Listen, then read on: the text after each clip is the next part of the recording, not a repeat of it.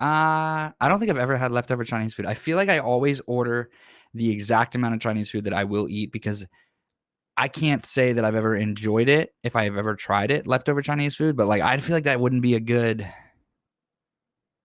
You know, so here's the deal. I've been eating on these, like I've been doing these meals, like it's called Factor 75, where they do like the pre-made meals. You heat them up. They're smaller portions. Oh, They're okay. a lot better for you. So I literally like I was like, you know what, man. Yesterday, me and my friend were like, we're just gonna eat Chinese and watch the Netflix, watch the Office. You know what I mean? Yeah, yeah, And yeah, yeah.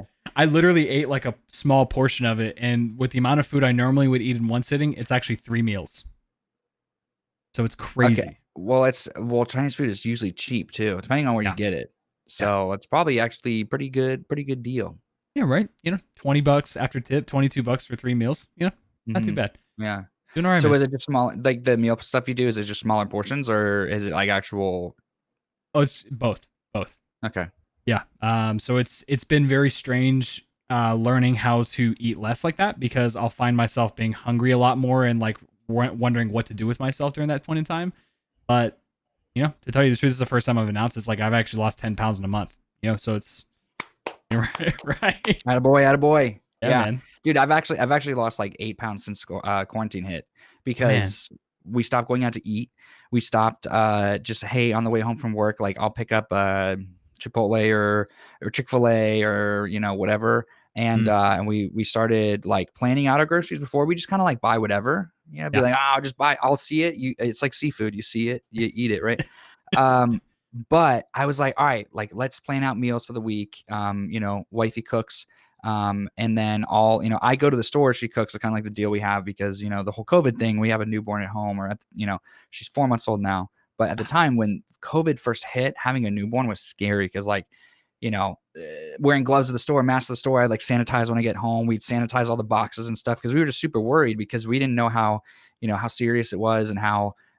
how easy cross contamination was and that kind of stuff. So it was actually perfect though because we learned how to save money, we learned how to eat healthier at home, but then also I could be home with my daughter. So that was super awesome. That's amazing, man. You said you had a 4 month old. What's her name? I actually don't share her name. Oh, you don't share her name? Okay, fair Just enough. for yeah, no, just for privacy purposes. There's some weird people out there, and Yeah. I know a lot of other people do, but I mean, I think it's kind of fitting that like her name's BB, like HeHe and BB. I think it's kind of a catchy little thing, and we just don't share out of Yeah. the weirdos. But I mean, maybe one day we will, just not for probably the first like year of your life. I can't say I understand because I don't have any kids, but I can definitely see where you're coming from with that. 100%. I've seen enough on Twitter in the 2 years that I've been on it to understand that there's there's a lot of weirdos. Yeah, and there's even been stuff like I've had to like make my personal Instagram private now, and like my wife's personal Instagram private. Like the more you grow, the more eyes are on you, and the more chances you're gonna see a weirdo. And we've had Yeah. like pizzas delivered to our house before, and we've had some stuff, and we had to file police reports and stuff. But like just the more as I've grown, I've learned like the more that I can keep my about my life private that is personal, the better because I already share enough. Like I already Yeah. share a good majority of my life, and those few things, it's really not that big of a deal. But those things that you can give to people that they could like use against you, those are the things we try to be careful to like kind of keep private, but not make a big deal that we're keeping private. I Obviously, hear I'm you. talking about it on a podcast, but like we try to just like, yeah, we're not sharing our name. It's okay, kind of thing. Yeah. I like that, man. No, I like that. How long? So let's jump right in, man. How long have you been creating content for? If you count my recordings of my game battles matches back in 2014 and 2015, which is kind of a joke. I mean, the whole Yeah. actual streaming, like actually like setting out to create content, has probably been about 2.5 years now. I Oh, would wow. say since beginning of 2018. That's awesome, man. That's awesome. And like when it comes to like, I mean, you mentioned game battles, so obviously there's a lot that I want to talk to you about there. And we briefly shared a few DMs about something very similar around the esports scene. But what was the first game that like got you like okay, this is it. Like this is like I'm obsessed. You know, like what was the first game you became obsessed with? Dude, when I was a kid, I loved because like I wasn't ever able to play like rated T, rated M games until I was older, which Mm, actually I didn't really care. I didn't even know. I didn't even know that these games existed. And my parents, I really, I appreciated the way my parents raised me in that, if a game's rated M, I mean, he's not gonna he doesn't need to play it. I remember yeah. playing rated T games, like some like SOCOM and some of those like mainly like story player games when I was a kid, and I didn't really like them that much because I really loved racing games. I loved Need for Speed Most Wanted, Need for Speed Oh man. Underground, Need for Speed Underground 2. Dude, I was like, I would grind those games, and I would still play outside. I was still involved in sports. I was still I actually had to be involved in a sport every season because my parents didn't like the idea of me. Like I'd do soccer in the spring, swim team in the fall, or swim team in the summer, soccer in the no football in the fall, and then basketball during the winter. Wow. And so I was like super active, and it kind of got me burned out like on sports. So by the time I got to high school and I had the opportunity, I was like, I don't want to play football anymore. I was playing high school football, and my parents were like, you have to do something. And I was already like on my church's worship team. So I had like that extracurricular activity. But I actually started doing ROTC and just, I did like drill team, and we travel for drill team to competitions and stuff. And that was like enough of an extracurricular that I could like play more video games and spend time with friends more. And that was a big thing for me, is like just like feeling I was always so busy. I always use like video games just to like unwind.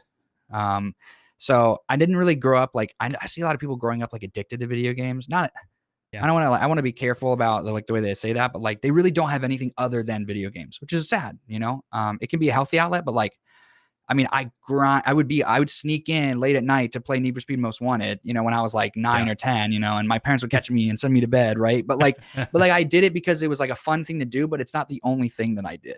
If that makes sense.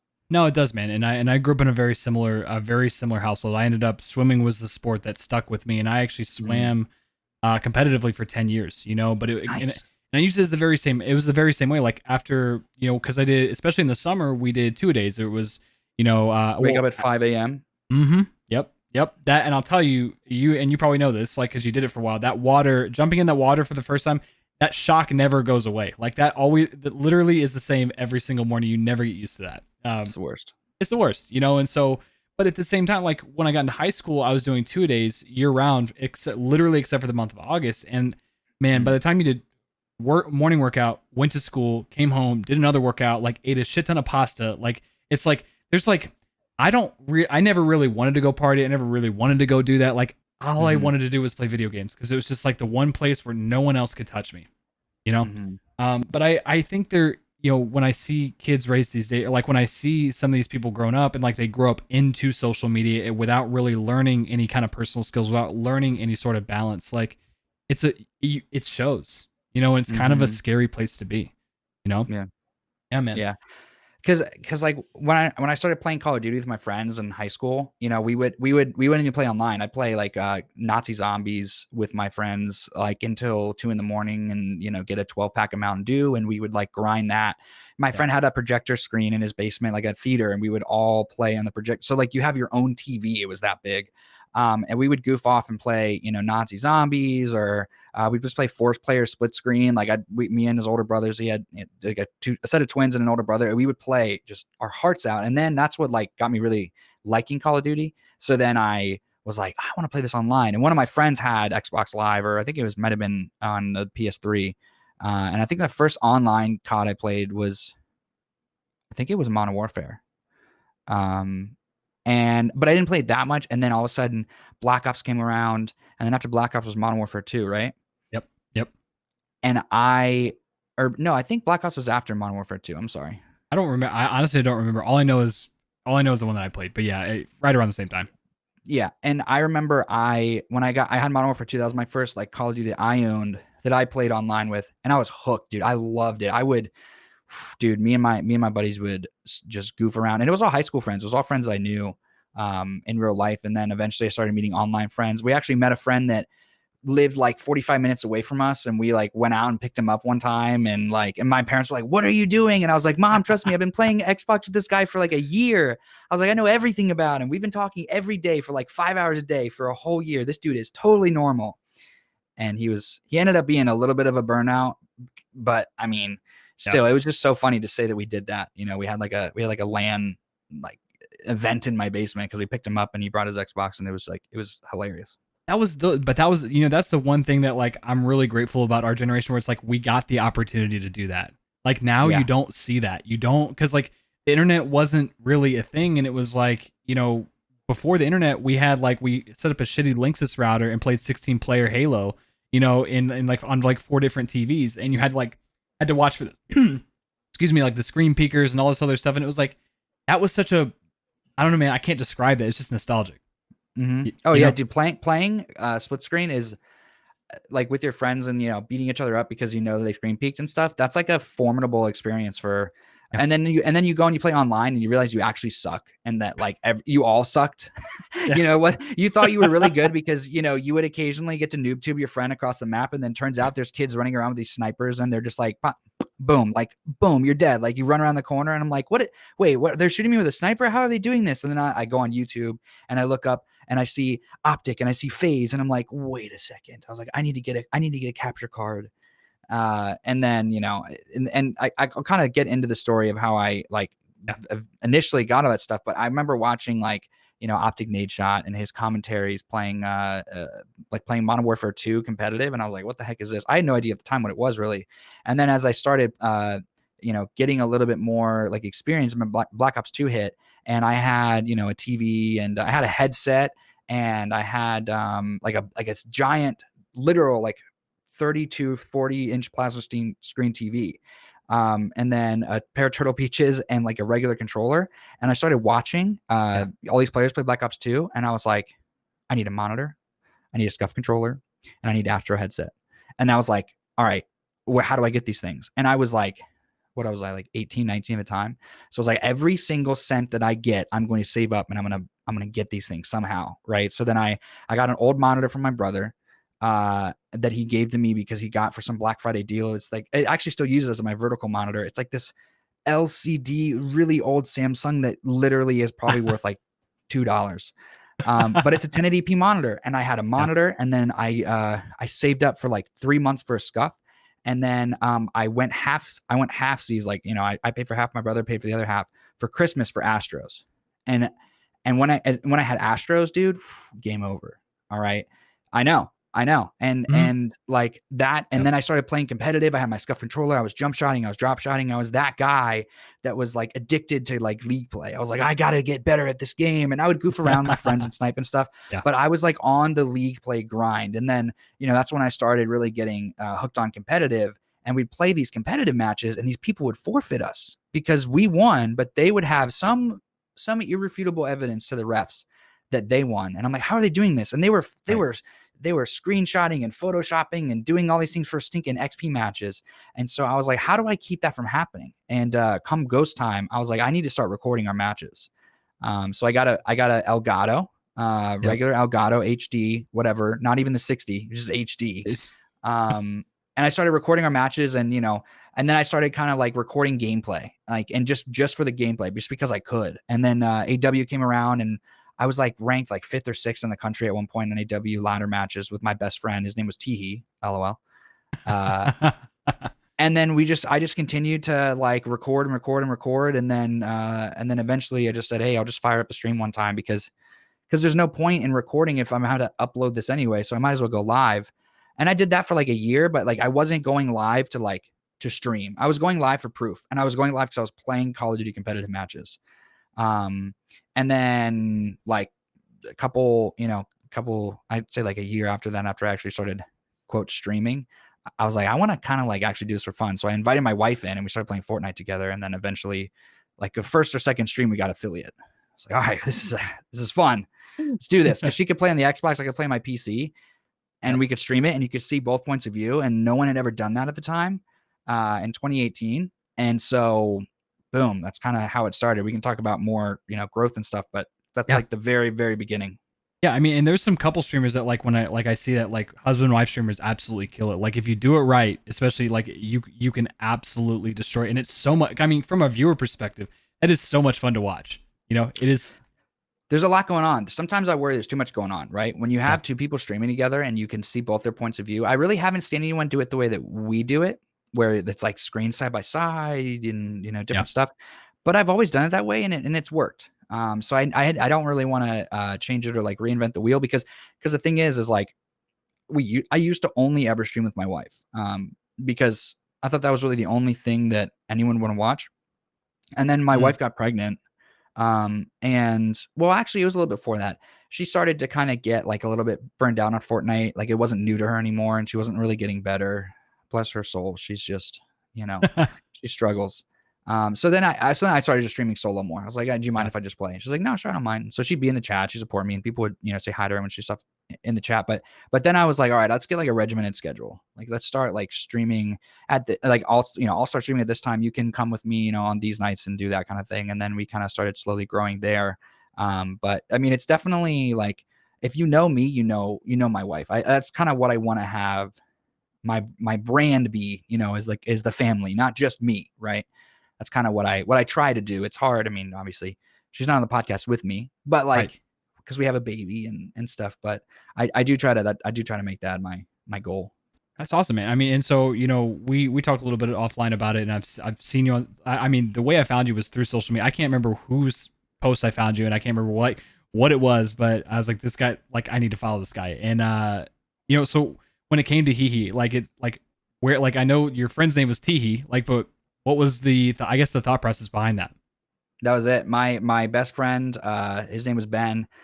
His gamer tag was Teehee, and that was my first time on playing Modern Warfare 2. And I had some, whatever Xbox Live generated default name, and I was like, Yeah. how can I? And my friend's gamer tag was X Teehee, and so I was like, dude, X HeHe, hello. Like imagine seeing those two kids in a lobby.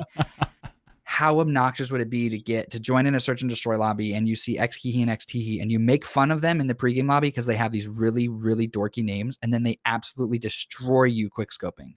Yeah. And Oh, looks like we lost some. Uh,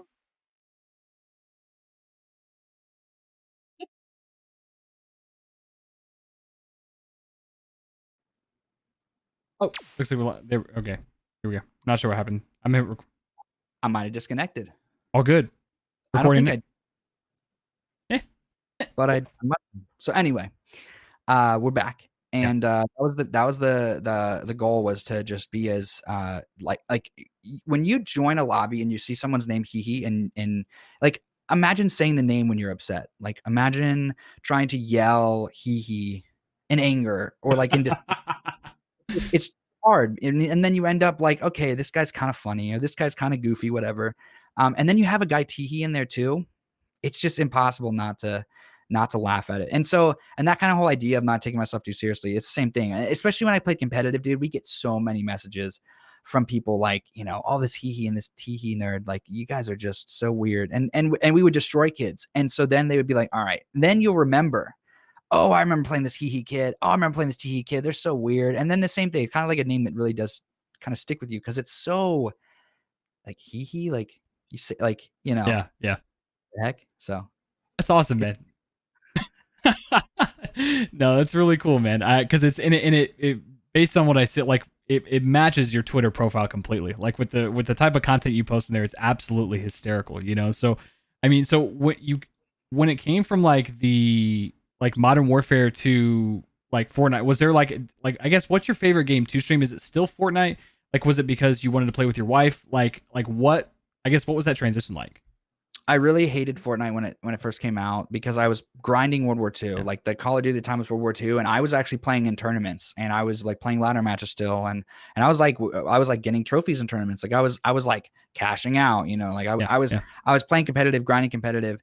But then all these dudes that I was playing COD with, they started playing Fortnite more, and I was like, dude, really? Like stop. It's not cool, it's not fun. But they're like, we're playing wagers and we're making money off these little kids, and they were Mm, using their what are they called? Their Zims, when you could use a keyboard and mouse on console, and yeah. they were destroying these kids, just like running their pockets. And I was like, all right, I'll try it. And I tried it, and I didn't really like it that much. And then I played it a couple times with my friend because my best friend Teehee, he started playing it with his brother, and I was like, all right, fine, I'll give it a try. And it was okay. But then when I started playing with my wife, and she was really bad, and I wasn't very good, it was actually kind of like relaxing to like not focus and be super competitive and super like like, serious, and play Fortnite and goof around, really. I mean, we were just like, we would never expect to win. I mean, I don't even think we got our first dubs win for literally like 5 months. Wow. So Yeah. like, we're not taking ourselves serious, and it's really fun to watch people have fun. Like, when Yeah. someone's not having fun, it's not as enjoyable. So I streamed Fortnite for like literally only Fortnite for like a year and a half, and then I just started to like it, just like, all right, this isn't anything new, this isn't anything fun. And then once Warzone came out, I was like, all right, I can actually enjoy this again, like, a different Yeah. game. And I think I started playing Warzone, and then Valorant came out, and I really enjoyed Valorant. But I mainly like, dude, I'm probably like 40% Warzone, and then like 40% Valorant, and then 20% Fortnite now. But I still enjoy Fortnite, just not as much as I used to. I really want to enjoy it more, but like, that's probably it's. I really do like Warzone because of the pace. Yeah. Battle Royale games are fun to stream because you can talk to chat and you can interact, and you can, especially when it's cross-platform, dude. That's a game. That's one thing I love about Fortnite is they changed the game. Yeah. The game dev space of like, we have to make it so it's cross-platform, because no one's gonna want to play a game if they can't play with their buddy on PS4, who's on PC, who's on Xbox, on whatever. So. Right. Well, I mean, in Fortnite, I mean, that's an interesting thought. Like, because Fortnite like changed the game in so many different ways. Like, that's just one element. Like, like before, Mhm. like, and you could argue that Ninja like he obviously had a huge role to play in that, and obviously it just didn't happen out of nowhere. But I mean, that changed competitive gaming for in a lot of ways, because no one knew what like esports were or anything like that. Like, I'm talking about the common person, who has literally doesn't, Mhm. who Mhm. like used to make fun of people playing video games, or they don't do video games, or they don't play them. But like, all of a sudden everyone knew what Fortnite was, and everyone knew who Ninja was. Like, and you couldn't find Mhm. someone who didn't know that. So like, I personally don't like enjoy Fortnite at all. Like, I played like a custom lobby once with a couple of the homies, and that was I will admit that was a lot of fun, but Mhm. I got to respect it for like, it's literally put gaming on the map in a way that nothing else has done before, you know? Mhm. So, Mhm. but Yeah. And I think, as far as like, one thing Fortnite really helped me do is it helped me to build a community, that of people that I could game with. I could be like, hey, mm, this night a week I play with my community, and then I build relationships with those people that I'm playing with. And some people, like some of my mods. I mean, I've been playing Call of Duty with since 2014, 2015. They've known me. I've known them online for 6 years. Those are some of like the quote OGs, right? But yeah, yeah, but at the same time, those people I played Fortnite with, when we all moved over, right? It's kind of like a whole group of us moved over, and we would goof off, and having those couple people that I could have hang out in my chat, have kind of like poke fun at me, and have fun with the community and stuff. Really did help kind of get off the ground. When I think about the whole idea, like when I first started streaming, I didn't know how to like make Twitch clips. I didn't know how to like edit a YouTube video. I didn't know how to. I mean, my setup was like the bottom of the budget of, like, I had one snowball microphone, and yeah, a couple monitors, but a cheap webcam, and then just the quality slowly. I just did like months of research before I upgraded a single piece of my setup, because I wanted it to have a purpose. I didn't want to just throw money at my setup, and I wanted to like item by item, like, all right, why is this going to improve the quality? Why is this mic going to be better? Why is this audio interface going to be better? Why is this webcam going to be better? Why is this monitor going to be better? Why is at each time I grew in my content, I grew in my studio, mm, and so that's one big thing that really. And it was always like a team decision with my wife. It was never like, hey, I'm going to go buy this, and she's like, why are you going to buy that? It was always like, this is going to yeah, be good for our stream because this. And she's like, if you think so, okay. Which, she's really supportive, which is great. My wife being supportive, and my wife being involved in from the very beginning really has helped her to understand, and know the community, and know why I'm so passionate about it. And she's passionate about it too. But, she doesn't have the time, or the mental capacity to play as much anymore, because she stays at home with. I mean, I'm home now technically too, but yeah, she's with yeah, BB all day while I'm working, and so I don't ever expect her to, like, after a long day taking care of BB, to be like, hey, come play games with me and let's goof off and have fun. Like, she's usually yeah, exhausted, so and that's only like, it's like 3 nights a week. It's not like it's every night, and a schedule is important, sticking to that, and she knows that she has me 4 nights a week, so it's not like it's something that is taking away from her and I. And I don't even like I right now, like our baby's asleep. I don't make any content or stream or do anything while our baby is awake. And that's one big thing. Before we had BB, I would stream for like I started streaming like 8 p.m. and I wouldn't stop the stream till like 4 a.m. because I Yeah. could, because it didn't Yeah. matter. Yeah. But now I have to be a dad, and Yeah. that's one big thing. So I mean, and that's, I mean, you hit on it, you touched on a lot of things. I'll tell you, I suffered from the belief or the delusion that like better equipment made me a better streamer in the beginning. And so like a lot of my equipment, I would just go out and yeet all of it, until like, cause there was no one to check me. There was literally no one to check me. It was like when I wanted it, and I'm a nerd and I love technology, and like I got all the lights and it's the shit. But like I kind of had to do a reversal where it's like I bought all the setup, and then when I still had no viewers, like, okay, how do I do this now? You know? So it's a really interesting that you touched on, where it's like, everything has a purpose. There's no like money that's wasted on anything. There's no like nice to have. It's like, this is going to improve it in this way, or like, at least it's what you believe. And if it does, it does. And if it doesn't, it doesn't. You can't like really fault yourself for that. But when I first started streaming, I mean, I was the dude that I would be up late at night. I'd be in bed, my wife would be asleep, I'd be sitting on my phone, I'd be watching videos on how to be a better streamer, how to talk to yourself, and it's like, it's really nerdy because, I admit, like, it doesn't come natural to some people. And I definitely had been playing games for a while, and I had been, like, I loved the idea of like being like entertaining, but I had no idea how to like really like run a stream. Like, here's things that you don't want to do, here's things you want to make sure that you're careful about, here's and even like around quality, like make sure that your mic is this way, don't, it's like, it's really really nitpicky stuff. And I'm like Yeah. super particular about quality, because as I've grown and as I've built my setup out, I've been like, I want to have the highest quality possible with the equipment that I have.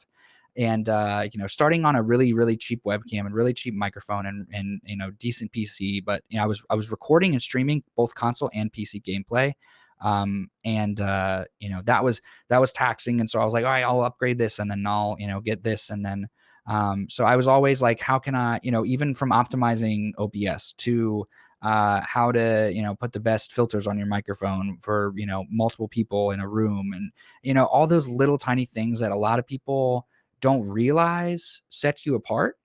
Yeah. I would spend hours doing research on. I don't know if you've ever seen it, but I have this like diagram of what my setup is, what it looks like, and it's a sheet of paper like this sheet of paper right here. And every square inch of the piece of paper is filled up, like of boxes and lines and wires from like everything to like, because before I ever I went to a dual PC stream setup a year ago, and before I did that, I spent months researching how exactly I was going to do it. So I would have this cable routed to this thing, and this audio thing going here, and this cable, like this thing going to this splitter doing this. And like, I was just a super planner because I knew that I needed to be smart about the money that I'm spending. I have a wife, I have I have you have to be careful about that kind of stuff. And I do feel like a lot of kids that start out and their parents go out and they buy them this crazy PC, like everything in my setup, and I'm proud to say it, that like I worked for everything that I did. A lot of people when they first saw my setup, they're like, "Oh, mommy and daddy's money must be nice, huh?" And I'm like, "Oh, I wish." Right. I wish I didn't have to work for years to get this. Even when I first had, 2 monitors, a console, and a $500 gaming PC that I spent, my first paycheck at my first real big boy job on that PC. I wish that years ago I could have had that, because I'd be miles ahead, but I still worked for it and I appreciate it, Well, and I think because like I'm the same way. Like, I'm honestly still paying back, all the stuff that I bought on my initial purchase. Like, I think the last console my parents ever bought me was the original Xbox One, and they were like, "This is the last console we are ever." No, it was the Xbox 360 Slim, because my first one got the Red Ring of Death, and they were like, "This is the last one we're buying you." And I mean, that was what the funny part is that like even when they bought me, they would buy me the consoles, but they were never going to buy me the games. They stopped buying me games. Oh yeah, or when Xbox I was like 14. Live, right? Yeah. So, well, I think they footed the Xbox Live, but I think they did me a solid on that. But any games I wanted after about 14 or 15, when I started like working and getting a job, like they're like, dude, we Oh don't yeah. we don't give two shits about video Well, because games. it's your hobby, yeah, Yeah. and it's your hobby, and and that's one thing that a lot of I see a lot of kids, and it's whether it's in my stream or whether it's on social media that like their parents buy them stuff, and I think that's good, but like there's a real value behind working for the stuff that you Yeah. get. There's real value behind going out and like my first job was retail. I worked retail for the first like 5 years of my my working life, and you learn to appreciate your things when you have to think, all right, this is going to be me working for 8 hours, hating my life because I have to deal with these awful people, that are Yep. customers that I have to Yep. act like I love, just to buy this game and or pay for live for the month and or and so grow to appreciate that, and then also when you spend all your money on games and stuff, and then you don't go out, Right. you don't want to go and buy food out. You don't want to go hang out with your friends because you're like, I kind of just dropped a lot of money on this new game. I don't want to have it go to waste. And but yeah, I mean, it is kind of funny. A lot of these kids I see have all their stuff bought for them, and I'm an old man shaking my fist on my yard saying get off. But I mean, but to tell you the truth, man, like it teaches them nothing to have things given to them, and while it's cool, like as a streamer to have people give you things on stream, it's like that's usually months and years worth of hard work that was put into that. You know what I mean? It's like yeah, there's it's just there's no appreciation for it, and I'm very grateful that I was raised in that way because one thing funny that my mom talked to me about was like even as a kid, uh, at like 5 years old, I would have this that my one of my friends named Chase come over, and she's like, because I kept thanking my parents for like raising me like that to take care of my things and to do this, and she's like, Kyle, that was you, because like we would go through the house at 5 years old and like Chase proof the house and take away all my nice things because I did not want him touching them. Because there was no way that was gonna happen. yeah, yeah, yeah. You know? Yeah, no, that's definitely true about taking care of your things as well. I mean, there's one thing because there's one thing of getting given it, but then valuing it, taking care of it, appreciating it is another thing. And I do feel like a lot of kids just don't appreciate the stuff that they're given, or they whether they take it for granted or they can't really you can't really put like a level of value on something when you get it versus when you're given it. Yeah. Oh, no doubt, no doubt. So let's jump into like your audience, man. Like I know you said you have a lot of kids that sometimes come by your stream. Like what is your typical, like what does your audience look like? Whether it's on Twitch, on Twitter. Well, I mean, it's definitely changed as I moved away from Fortnite. I love not having kids always coming to my stream and ask me if they can play with me. Yeah. Because I even have it's funny, I have like a Nightbot command where if anyone uses the first word can, like on Twitch, a Nightbot automatically replies no. And these kids get into fights with Nightbot because they don't realize it's a bot. It's like, why is Nightbot so mean? Can I play with you? No. Why, Nightbot? What happened? And it's, or can you play this? Can you do customs? Can you play duos can I play duos with you? Can I join your squad? And it's always no, no, no, no, no, no. It's always funny, and people say like, can I donate you $100? And Nightbot says no. Ho ho ho, it's so funny. But I mean, it really was a couple good friends, both IRL and that I'd known for years online, that were like my first audience that I would really only just, I mean, I'd be playing with them, but they'd be watching me at the same time. And then as we grew, it kind of turned into people that, I played Fortnite with, younger, older. I mean, my audience is anywhere from, kids that are 14 to people that are in their 30s and 40s. Because we run a family friendly stream. My wife and I do, and my content's family friendly. So it's I mean, there's people that watch with their kids. There's people that watch, that are just same age as me. And I mean, Yeah. I'm 26, by the way. Um, and so, it's a wide variety. And I do really feel like the younger kids in my audience, and I know some of their stories and stuff, and I definitely do see that it's kind of interesting. And I won't name names, but like some of them really are lacking a father figure, Yeah. like no joke, which is really sad, and they grow up or they don't have a really strong father figure. And I really do feel like I'm being a good example to them because I've noticed that they have changed the more time I spend with them, whether it's playing games or, their maturity level in the chat and stuff. And, offline on Discord, being able to help people with things, just like being able to have a place where someone can go that they can feel like, I love them. Like literally, I do. I love, the people in my stream and the people that I interact with, on Twitter and stuff. And I think that there's a little bit of a separation between like Twitter and Yeah. Twitch, just because I mean, you can get 10 people in a live stream on Twitch. And I would rather have 10 people chatting and talking and interacting and, driving the stream than like 100 likes on a tweet, Yeah. because one of them, you're like actually genuinely engaging, interacting with someone.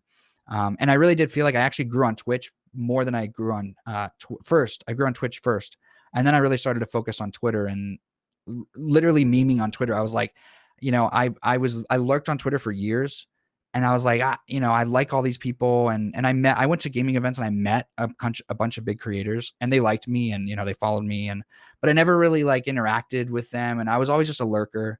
And then I just started like saying like I don't take myself seriously at all.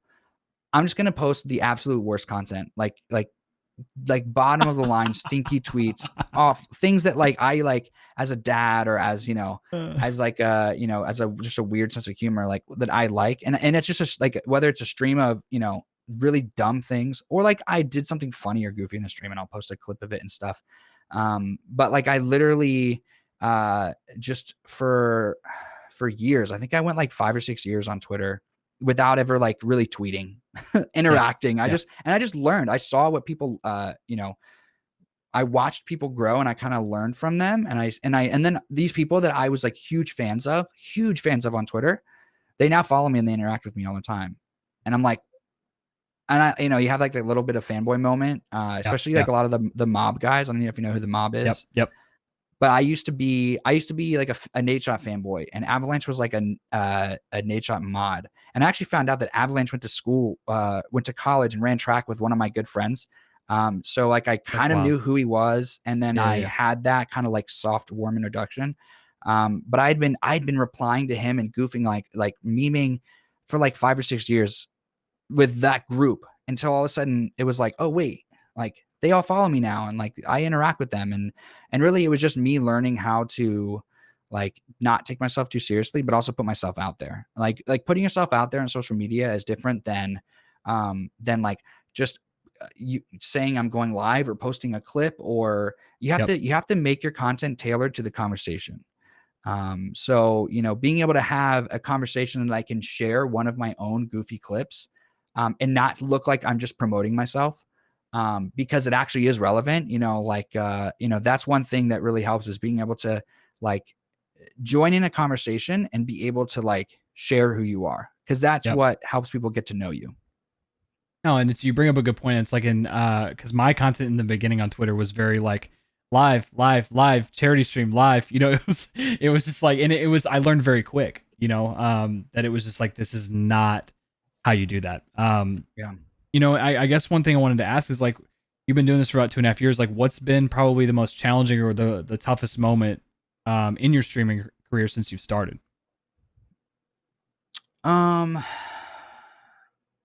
I think there's a difference between toughest and most challenging, because I think the toughest thing was when we started to grow, being able to control that growth, because I think that there's a lot of momentum in streaming. There's a lot of momentum specifically with streaming, because like the difference between 5 people on your stream and 10 people on your stream may not seem like a lot to most people, but like that's twice as many people. If you're interacting with your chat and you're talking to them, managing that is like, it sounds so silly thinking about it now, but like when we first started, to kind of take off, like there were a lot of things that like I realized like I could have probably done better. I probably could have, you know, like created a Discord sooner. But I hate the idea of people creating Discord for those people to join them. So I'm kind of biting my tongue saying that.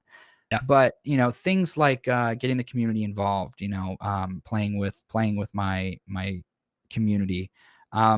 And then also being weary of trolls, being weary of people that are trying to take advantage of you, that are only really there to support you to kind of grow themselves, which really sucks, because then you kind of get burned by these people that kind of like buy their way, into your community, or not really into your community, but like into a space, and they try to like buy your favor, and not even monetarily. They Yeah. they Yeah. really do try to just like support you because they expect to be supported back. And I think I learned the hard way about that, about a couple people, which was really unfortunate because I thought they were cool. I liked them. And all of a sudden finds out, they were a scumbag all along. That's one thing I think that was challenging was being able to like really trust people and know that they have your best interests in heart. Um, and as far as hardest, I think having a kid and keeping consistency to where I feel like I'm maintaining and um, I'm not going backwards. I mean, content creation is like paddling upstream. The second that you stop is the second that you are going backwards. So Yep. sometimes you have to paddle just to stay in the same place for a long time. And that is way better than going backwards. But don't stop. If you can paddle a little bit, right? Make it good. Make it. Quality is important. But not getting to the point where, I felt like I was taking a step backwards after I had a kid, because when you have a kid, it's like your whole world, and there's no way. I mean, I took a week break when we had our Yeah. Yeah. baby, but that didn't, as soon as it started back up, it's like, all right, 1 to 2 streams a week. All right, now we're on 3 stream a week. All right, let's do 3 streams a week. And then if we have a bonus stream, great.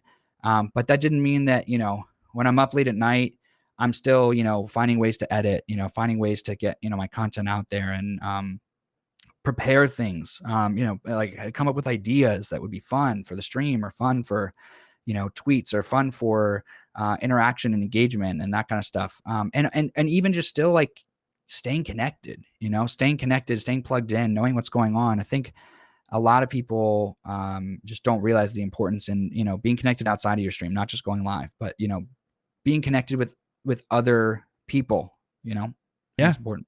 Yeah, man. No, absolutely. And because like I've experienced that my lightning actually struck my apartment and fried my computer, and I was actually out for a month, and so it was like that was probably the toughest comeback to ever come back from. I know this is going to sound like such a dad thing, but did you have renter's insurance? I did have renter's insurance, but I had one even better. I had the computer was an iBuyPower, so I really thank God that I had like a pre-built PC that I bought from Best Buy. Mm, And again, because I spent way too much money at Best Buy, I'm an elite member, and so like I get, and so oh, brother. what was really cool was that it actually served me. They did me a solid because the manager, instead of making me take the iBuyPower machine and ship it over to them, for to like figure out what actually was wrong, what they were going to replace, what they weren't. They actually just told me, hey, this is how much you paid for it. Just take a new one off the shelf, and we'll handle the warranty. And I was like, okay, that's what's up. Well, you're a loyal. They better. You're a loyal customer. You Yeah. spend your Yeah, a lot of money, and so it was a cool thing to be able to experience that, but also at the same time I got my entire rebrand done, so it was like, okay, that took about a month and a half to do anyway, so it was, Mm. but it was just this like I remember coming back and I'm like, wow, this literally feels like I'm at square one. Like I Mm. literally feel at square one, and it's one of the most challenging things as a content creator that I had to learn that way, because it literally destroyed my world. Like I went from my best stream of the month, literally starting from like the ground level, and Mhm. you know, yeah, man. I mean, it's tough because, I mean, even when I first started, I mean, now that I think about it, I think in like in the last 2 years, I think the most time I've ever taken, which was for vacation. Actually, no, take it back because I took the week off after my baby was born. But I think before that, I would take a vacation, and even when I was on vacation, I would do silly stuff like we would live stream ourselves doing a puzzle. Yeah, Like, I mean, it was just like to have that engagement, that interaction, but that was few and far between. I mean, I think before that, I mean, I had like and I mean, yes, I've only been streaming for like consistently for like 2.5 years. And in that time, I think in the very beginning, after I had been streaming for a couple months and I had like maybe 5 to 10 viewers in my stream consistently, we took like a week and a half long vacation. And when we came back, I mean, yeah, we dipped a little bit, but it was kind of like I was so close with those people that yeah, like I stayed connected with them the whole time. And I know that sounds so silly, but like I really was like in the Discord every day talking to them and, like on social media, like, hey, make sure you're following Twitter and Instagram because we're going to be posting pictures of our vacation, making sure that like they're still engaged when you're not streaming. I think really does help those people come back to your stream because it's tough to retain viewers compared to gain followers on, well, on anything really, but Yeah. there's Yeah. there's a follower number and then there's like an actives number. And so I think on any social media, I think Twitch is the biggest one about, inactivity leads to backwards, unless you're like Dr. Disrespecter or whatever. Oh, But monk. oh yeah, not anymore. Um, but I mean, yeah, and then diversifying your content, taking anything you can from Twitch and then posting it and having a deck really like, hey, I know I'm going on vacation, but like I have 3 or 4 videos that I could post of highlight, clips from the stream that kind of remind people that hey, I'm still here, I'm still stream. I can't wait to come back and, you can see this stuff live type of thing. That's important. Yeah, man. No, absolutely. And I know you had mentioned like the growth aspect and like how do you handle that? What was the moment where you really experienced like a rapid shift in growth? Like what did that look like? Um, let's see here. I remember the biggest. There was 2 big moments. One of them was when I was I was sitting at work one day and my wife still loves Courage JD. Mhm. And I realized one time when I was on stream that I had met Courage and I forgot to tell her. And this was after she'd been streaming with me for a couple months and she really actually almost like 6 months and she started to really love Courage and love his personality, his comedy. I was like, babe, I totally forgot. I met Courage like back in UMGDC in 2015. He was like a nobody caster. And she was like, what? No way. And she like freaked out. And I had a clip of it. And I had a whole YouTube video that I put it together. And it's literally just the clips from the stream, no extra editing, just literally like when she's talking, zooming into the camera, like the most basic, right? But I put it on YouTube and I was like, I really want Courage to see this. I think he'd think it's really funny. And no joke, this was like right around the time when Fortnite was having a couple issues with one of their new seasons and the servers were going down. And this is the first time Fortnite servers had ever gone down for like more than a day. And so Courage literally in his stream was like, heck it, link me videos and I'll watch them, right? Donate, minimum donations $5. Donate to me and I'll watch a video. And this was right when Crab Wave came out and everybody donated Crab Wave. Literally, like he had Yeah. like 20 donations of Crab Wave. And I was like, $20. Hey, Courage, my wife loves you. She found out that I met you at UMGTC. It's the first minute of the video. And he was like, what the heck? And he clicked on it. And then all of a sudden there's like 10,000 people watching this video on his stream. Wow. And it's my wife, like literally, like genuinely, like, oh my gosh, you met Courage. I love him. Oh my gosh. And I said, well, he was a nobody at the time. And he like freaks out. He's like, a nobody. He starts like screaming, Yeah, hooting, yeah, yeah. hollering, doing this whole, Courage ham it up thing. And I was like, and when it happened live, I was sitting at my desk at work, like, dude, I'm not even joking. Do you have an Apple Watch or any kind of like smartwatch? I used to. Yeah, yeah. So there's this heart rate monitor that says like you've been sitting and your heart rate just went to over 120 beats per minute. Are you having a heart attack? My watch went off. And I'm sitting at my desk calmly, like with all my colleagues around me because I have, like they couldn't see that what I'm doing right now. Yeah, And yeah, I'm yeah. just like typing away. And I'm like,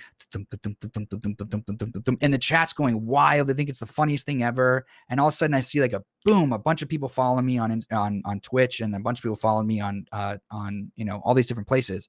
And all because he literally said, link me a video and I'll watch it. I don't care what it is. So it was like, you know, it was about him. It wasn't like I was just sending him my content, like, hey, watch my video. It was like about him. I made it because it Yeah. was about him. I loved him. Yeah. And so then he loved that, right? And so then I tweeted a clip later on in the day that said like, OMG, my wife watched the reaction. She wasn't watching him live at the time. So I came home and I clicked record on my computer. I said, babe, come here, come watch this VOD real quick. And I showed that reaction and she started crying. She was so happy. She was literally That's like awesome, crying, man. laughing. And so then I took that clip and I tweeted it at Courage and I said, hey, I can't believe Courage watched my video on his stream. Thank you so much, Courage. I love you. That made our entire year. And he favorited the tweet, Wow. which then overnight it got like 1,000 likes or something because when someone favorites something, it like shows Yep. up on a bunch of people's timelines. So just his favorite, he didn't reply to it, he didn't do anything with it. I think it had like 200,000 or 300,000 impressions. I got like 150, 200 followers. We noticed like 10 or 15 more people on our stream the next time. And then that was a big spike. That was when we started to actually kind of grow from, our 5 viewers to, 10 to 20. And then I got a big host from this guy named Squatting Dog, who is he makes Fortnite content. He makes all those challenge Yeah. maps. He makes those. He's like the guy that makes them. A couple people recommended. I actually met him through another streamer. Played a couple games with him. He liked me. He hosted me. And then a lot of his community really liked me. And then that was another big bump. And we've kind of been at those numbers really ever since. Which again, I'm happy with. I'm happy with those numbers because it's like I said, it's piling upstream. Just it takes time to grow. That's awesome, man. I mean, that's actually really cool. Yeah. Yeah, I mean, and it's cool that, and it probably also helps a little bit that you did have some of the connections, like like 100T like Avalanche, like that you've interacted with. And it's like some of these like people that you've already like made connections with. Then when that moment happens, it's just like Yeah. the puzzle pieces are already there.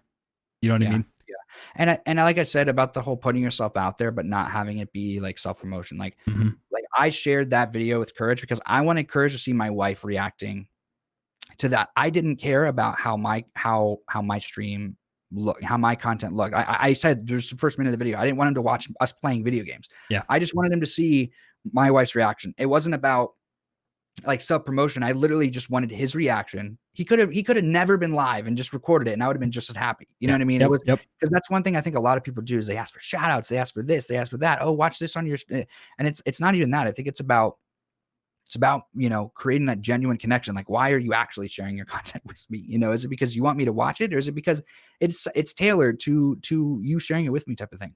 Well, and I think people get really like we tend to, and myself included at times, like some of these people that we really look up to, they have the check mark and they average all these things, they're making all this money, and they're this huge influence and personality. We tend to put them on a pedestal like they're not human. You know what I mean? Where it's just like there's like this robot that is somehow, if I like find my way into their life, they're just gonna give me clout. You know what I mean?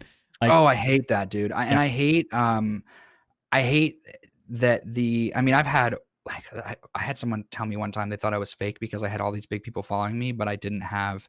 I had all these people following me, like your Courage JDs, your Mob, your like, I mean, all these people, but I didn't have at the time. I had like 1,500 followers or something, and they're like, if these people follow you, you should have more followers. And I was like, here's the thing, I don't actively try to farm followers. yeah, I want people to follow me because they like me.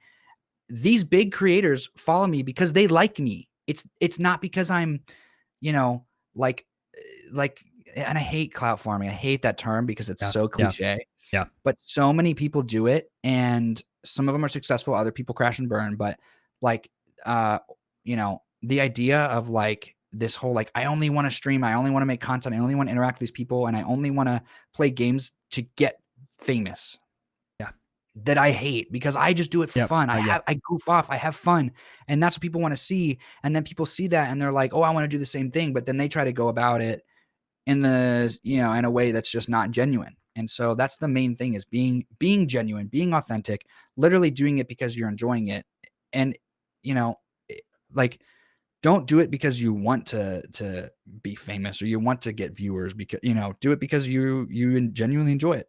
yeah. I mean, well, it's yeah, and that's, you hit the nail on the head, because I actually I bought some Ninja merch. I think it was about 2 weeks ago, and I've been watching Tyler since like the Halo days, like back when he was a competitor for Halo, and it was like, to watch him come from that grassroots, like just almost like the smallest platform in the world, and see him where he's coming from today. It's like there was a tweet, I'm like, this is so cool to be able to support someone who literally started as like a Halo competitor, barely making any money doing it, making all these sacrifices, and now he's on the stage with Drake. He's like in Adidas commercials. He's got his own shoe line. He's got his own merch. I'm like, dude, of course I want to support that. And like he actually quote retweeted it. I was like, holy shit, you know what I mean? Oh, really, dude? That's Yeah. awesome, man. Yeah. So it was like Awesome. my a couple of buddies sent me a text message like, oh, just no big deal, just getting a retweet from Ninja on a Sunday. Yeah, Like, dude, that's awesome. That's literally that's amazing. yeah, And like you said, you're genuine. You're genuinely, interacting with him and tweeting at him because like, yeah, it's you're not baiting. You're not, yeah, getting this. And it's actually kind of funny because I had a couple friends that I played game battles with that like competed against Ninja. They were former Halo pros. oh yeah, That were like, I remember when Ninja first got big and I knew them. I was like, wait, did you ever play? I could have swore you've told me about this Ninja guy. they're like, "Oh yeah, Ninja's famous now, blah blah. I outplaced him at the Doritos whatever match in Nashville, 2010, whatever. He was just this weird kid and all this kind of stuff." And I was like, "But you played against him?" I was like fanboying through them when Ninja got famous. I was like, "You played against Ninja?" Right. So like but it is funny. I mean, same thing with some of the creators. I mean, like I think the one time, and this was way before, because Courage didn't follow me until like back in December, I think. But I tweeted a picture like wearing his merch, like with my wife and and I said Mhm. something about like, hey, no matter what you do, like you can gas up your significant other as much as you want. She's not going to believe you. And her like making a grumpy face, and I said, and he literally just like replied to it and said like, I love you guys. And like just that, Yeah. first of all, that's my wife's pinned tweet. And she said, this is the second best day of my life. And now it's her third best day because she had a baby. Right. But like even just that acknowledgement, it's like that got us a bunch of followers and a bunch of, but it wasn't even about that. We just wanted to show our support for Courage. We wanted to like, support those people that have like gone before us or that are doing so well and are so successful. And I think that that's one big thing is, not appearing to be a leech, but genuinely supporting and lifting up and, helping.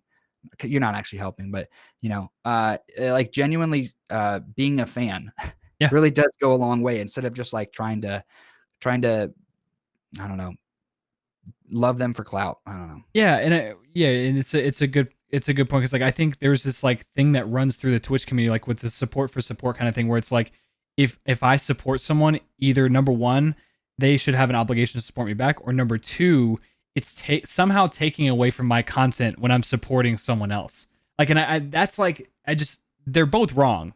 You know what I mean? But like I feel like that's like the meta of Twitter and the meta of streamer Twitter. I mean, if you will, where it's like, dude, how about just be happy for somebody? Like there's so much room for everyone to have whatever the heck they want to have. You know what I mean? And it's like just because you're happy for them doesn't mean anything less about yourself.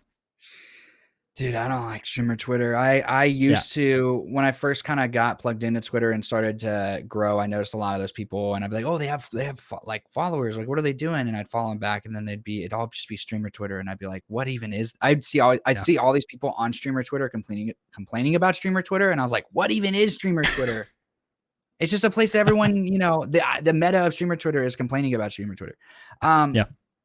and then I was like, "Oh, this is so fake. Like, this is so like everyone is just like, what's the point of like quote quote supporting this person when like you stream yourself? Like, why don't you build a community outside of like streamer Twitter? Because Yeah. all you're doing is like basically padding. Yeah. I don't know.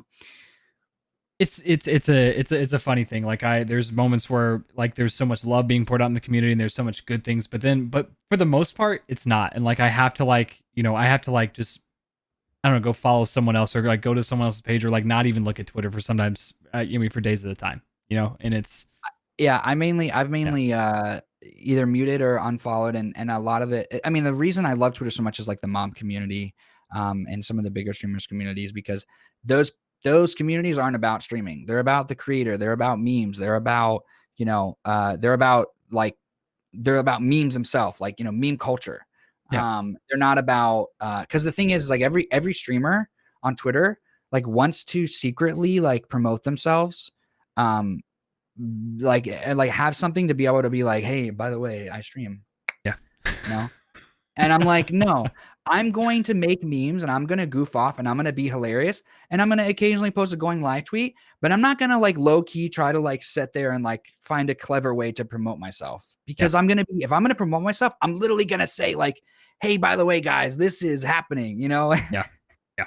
That's that's one thing that is just like so weird about Twitter, but yeah. Yeah, and me and my buddies were talking about the other night where it's like it's Twitter is like it's funny how like we need to be on all different outlets because Twitter is so isolated where it's like the people you follow are the people that are going to see all the tweets and it's like it literally there's like ecosystems within Twitter. And it's like your tweet really isn't going to reach that far out if you're only a part of like that one community and you're not following other people and you're not Yeah, branching out to yeah, other forms of content. Like it's yeah. crazy how Twitter works. You know? Yeah. It is very isolated. There's pockets of Twitter that I discovered that I'm like, "What am I looking at? It's right. And how are there so many people that like this stuff?" Right. Yeah. It's great. Like, good for them. They're thriving, so whatever. Hey, Well, yeah, kudos to him, man. When it comes to your channel, like, what I guess like what's the end goal of this? Like, is it to be a full time content creator? Is this like what is like kind of like the goal of the stream? What you're doing right now? I've said it before, but not to you, sorry, Yeah. but I mean, my kind of my motto and my mindset is, when my wife had BB, she stopped working because actually her job didn't pay more than we would have paid for childcare. Oh well. Um, so my whole idea, and even the 9 months leading up to when we had our baby, was I want to grow. I want to get to the point where we can supplement the income that we're losing. I don't, full time is great, would be, but we live in the number one county per capita, like income wise in the country. It's called Loudoun County, and it's right outside of DC. And everybody that lives in Loudoun County works for the government. They work government contracting jobs, and they make a butt ton of money. Oh yeah. Oh yeah. Um, and so the cost of living here is absurd. So we just want to be able to, we want to be comfortable. I love my job. I work in IT. I don't work for the government. I actually work for a nonprofit, which pays like a nonprofit. So, Yeah. streaming really does help to, all the support we get now goes to wifey and BB being able to stay home. Um, Before that, it went to upgrading my stream. I'm not gonna, take money away from, rent or from, car payments, car insurance. Yep. Um, I'm gonna use the money we get in the stream to enhance the viewer's experience. They're gonna support me, so I'm going to make their viewing experience better. And I only used those funds and that support to upgrade the stream. So that's why I did it so meticulously. Yeah.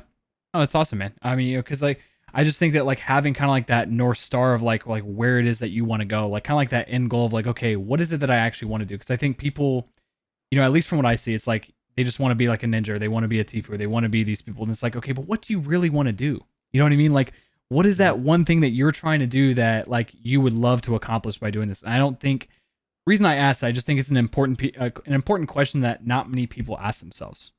Like what's the end goal here? Like, because otherwise we're just on this trajectory towards nothing. It's like this idea, this dream, this like this like delusion that like may not even be true. We may like the idea of it, but that's not what we actually want. Mhm. You know? Yeah. Yeah, no, I get that. And I think for me, like I said, the goal is just to be able to like support wifey and BB staying home, because that I Yeah. mean that's my family, and Yeah. I think that the idea beforehand was, if I grow, great, I don't really care, I'm having fun. Now it's just like, all right, let's just make sure that we can really just like maintain, and growth will come because we're having fun and we're changing things up when we need to. But like for the most part, I love the community I have, and I love the support that we get. I'm very thankful for it, and I make sure those people know. And I'm not like, I have some plans, things are happening, like behind the scenes that are great. But it's funny, like a year ago, I think it was like a year ago, I used to get all these messages before we were at where we are now. They were like, you have so much potential, like you really deserve to blow up, blah, blah, blah. And I'm not saying we've blown up, because we haven't, but that idea of like, wait, I can actually do this. It really helped motivate me to be like, oh, okay, I'm gonna continue. I'm gonna improve. I'm gonna do better. I'm gonna make that person like, really feel like that I deserve it. Mm. Um, because I do think that there's a difference between, like you said, grinding just to blow up, um, than making content because you enjoy it, and then if other people enjoy it, great. But still having that archive there to say like, I did this, I made this thing, I had fun, and I learned something, I did something. I think the value in learning something, and if it works out, it works out. If not, you can still use that work ethic and that skill that you built elsewhere. Exactly. I mean, I think grinding to blow up and grinding to go viral is literally like winning the lottery. It's like that's why you see so many of them go broke. It's like honestly, I wouldn't want to. I wouldn't know what to do if all of a sudden 300 viewers just popped into my stream. I would have no clue how to deal with that right now, because it's like I think part of it's like we get lost in like wanting just to get skip the entire journey to like grind to like try to find some ways to get viral, but then we don't even know what to do with it when we get there. And like every millionaire that wins the lottery goes broke. You know what I mean? It's actually funny because we had a stream one time, and actually I totally forgot about this when I was talking about it earlier, but there was this guy who had gotten hosted by Fortnite. He was a family-friendly creator similar to us, and he got hosted by Fortnite, and then he did save the world which was like, the non PvP version of Fortnite, like Mhm, the mhm. PvE. And he really liked us. I don't know why he liked us, but I think it's because we were one of the only other family friendly streamers that were streaming at the time. And I'd met him a couple times, and he hosted us with like 200 people. Yeah, And this was like in August, the first year that we started streaming. So we had at the time like 10 to 15 people in our stream. And we went from that to like 200 active chatters. And that was the most overwhelming experience of my life, yeah. because I had people saying the most disgusting things about my wife that you can't control because you're not even expecting it. You don't even Right, know. I right. didn't even know about Twitch filters and making things so that they can't even post these words in chat, right? Yeah, But you only learn over time until one thing happens. The next thing you know, I'm like, I need mods. Holy crap, what's going on? Oh my gosh, I've been able to manage chat before this totally fine, and now I need mods. I need this. I need that. And I was like in this panic mode, and I was like, oh my gosh, that was the most stressful experience of my life. But it was super cool because we averaged like 80 viewers in a stream, and before that, we yeah, only averaged like 10. And I was like, oh my gosh, this is amazing. And then I was like, I was not prepared for that though. So like, I'm gonna have to do a lot of things for that to happen again. And so yeah, I mean, it is funny. You see all these horror stories of people that literally get like a huge host or a huge raid, and they're just like, yeah.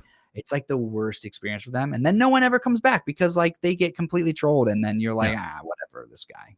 Yeah, yeah, because I mean, I got hosted by a Pro Gears of War player, Powers, and it was like when he did that, like it was 165 people that came to view the stream. I was like, like I had no idea how to even talk. It Yeah. just it's a good thing, but at the same time, it just I think that people get so lost in like not wanting to like fall in love with the process or like put the actual work in, and like that way when that happens, like you feel like you've earned that shit. You know what I mean? Like, and it's just Yeah. I don't know. Dude, the two biggest hosts that I've had in the last two, or like a couple, like last like 7 or 8 months, I actually was right out when I went up to go to the bathroom. I got up, and it Wow. was perfect because everyone's like, no way. I'm like, all right, guys, I'm gonna go. I gotta go pee. And then, but ding, you've been hosted for 200 people. And I come back and I'm like, hey, he's like, guys. And it's like a joke now. Like I'm almost like now I'm not gonna be surprised, and it also kind of Yeah, ironically like sticks with that person. They're like, that guy got hosted and he wasn't even there. Like, oh my gosh, all right, I'm staying here to see what's going on. that's amazing, So man. That's yeah, absolutely incredible, man. Well, look, I know you got Sub Sunday coming up soon. I want to wrap things up a little bit here. First and foremost, it's been an absolute pleasure. Like, this has been awesome, man. Thank you for coming on. of Um, course. yeah, man. So, one thing I want to ask is like, if you could like, HeHe today could give advice to HeHe day one, what would it be? Um, learn how to edit videos sooner. Learn how to make your content better sooner. Mm, Um, learn. Yeah, probably that. Like learn how to post your clips better, because some of the biggest things that really helps are clips. Whether you post them on, Instagram, Twitter, but knowing how to, like download them, take them, hmm. add a couple little tiny things on them, a zoom here, a caption there, and post that, as compared to, fumbling around with talking about your stream. Got it. Because people like video, people like pictures. It's funny, like, have you seen that like Lil Pump thing where he's like, "Oh yeah, this is good because you see, I like looking at pictures," like he's like, instead of reading Yeah, something. And it's true. I mean, people like seeing pictures, people like seeing videos, and people like guides on those videos. Knowing yeah, what to look at. If you post a picture of your stream, and you are saying something funny, just zoom into your face. yeah. Something as simple as that, because that's what really is the focus. No one cares about the gameplay on your screen. And if That's that right. and as you learn how to do that, and you zoom into your face and you're like, dang, that looks blurry. All right, how can we make that look better? Learn how to Yeah, make your stream more optimized. Like, it's a whole creative process. And so I think, if I would have learned how to do that a little bit sooner, then it would have made my life a little bit easier. But there's value in learning it. So. yeah. Absolutely, man. No, awesome, man. Well, hey, before we wrap this up, where can people find you? Where are you the most active? I stream on twitch.tv/hehe_TV, and that's the same with Twitter. and Instagram. But I mean, I mainly meme on Twitter. I stream on Twitch. And I goof off on TikTok too, but I mean, that's like HeHe.tv. But I mean, it's TikTok is a whole different beast. That's for another Yeah, podcast. that's right. That's right. Yeah, So, I'm still struggling to grow on that one or figure that one out. But dude, and like I said before, the lowest effort I ever put into a TikTok was the one that got like 400,000 views and almost 100,000 likes. It's so stupid, dude. Like the literal I've put hours of effort into TikToks that got like 200, 300 views.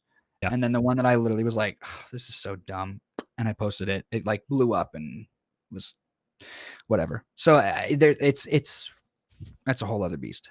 Oh, it'd be awesome, man. Well, hey, dude, I'll let you get to it, man. I'm gonna go ahead and cut this off. Thank you so much. You have a fantastic rest of your weekend, my man. Thanks, you too. All right, cool. All done, man.